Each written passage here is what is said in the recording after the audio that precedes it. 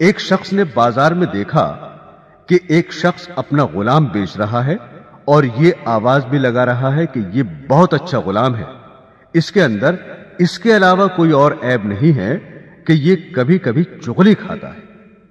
کسی شخص نے یہ آواز سنی، اس نے سوچا کہ اس میں تو کوئی عیب نہیں ہے اور چغلی کھانا تو عام سی بات ہے، اس میں کیا خرابی ہے، اس غلام کو خرید لینا چاہیے۔ چنانچہ اس نے سودا کر کے وہ غلام خرید لیا اور اپنے گھر لے آیا۔ کچھ عرصے تک تو وہ غلام ٹھیک ٹھاک کام کرتا رہا۔ اس کے بعد اس نے اپنا رنگ دکھانا شروع کیا۔ چونکہ چغل خوری کے اندر وہ ماہر تھا، اس لیے اس نے چغل خوری کے اندر اپنا کرتب دکھلایا اور سب سے پہلے وہ اپنی مالکہ کے پاس گیا اور اس سے جا کر کہا کہ آپ کے شوہر جو میرے آقا ہیں وہ کسی اور عورت سے تعلق رکھتے ہیں اور اس کے پاس آتے جاتے ہیں، اور عنقریب وہ آپ کو چھوڑ کر اس سے شادی کر لیں گے، اور میں آپ کی خیر خواہی کے لیے بتا رہا ہوں، کسی اور کو مت بتانا۔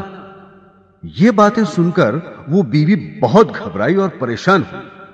پھر خود غلام ہی نے اس کی پریشانی کا علاج بتایا کہ مجھے ایک ترکیب آتی ہے، تم اس پر عمل کر لو۔ وہ یہ کہ جب تمہارے شوہر سو جائیں تو تم اس طرح سے ان کی داڑھی کے 1-2 بال کاٹ کر اپنے پاس رکھ لینا، پھر دیکھنا کیا ہوتا ہے۔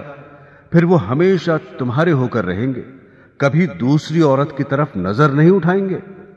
عورت نے جواب دیا کہ یہ کیا مشکل کام ہے، یہ تو میں آج ہی کر لوں گی، خدا نہ خواستہ کل کو کچھ اور ہو گیا تو کیا ہوگا۔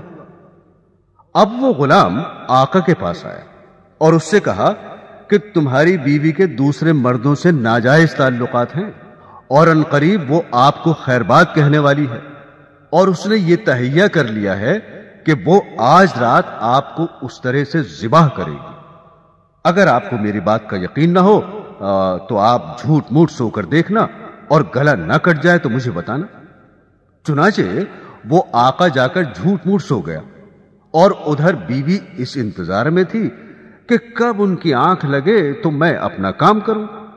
میاں کو نیند کہاں آتی، اس لیے اس نے مصنوعی خراٹے لینا شروع کر دیے۔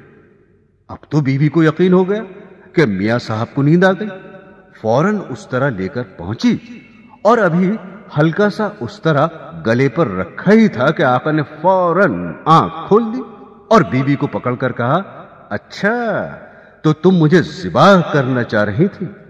غصہ تو پہلے ہی آ رہا تھا، اس آقا نے اس طرح سے بیوی کو ذبح کر دیا۔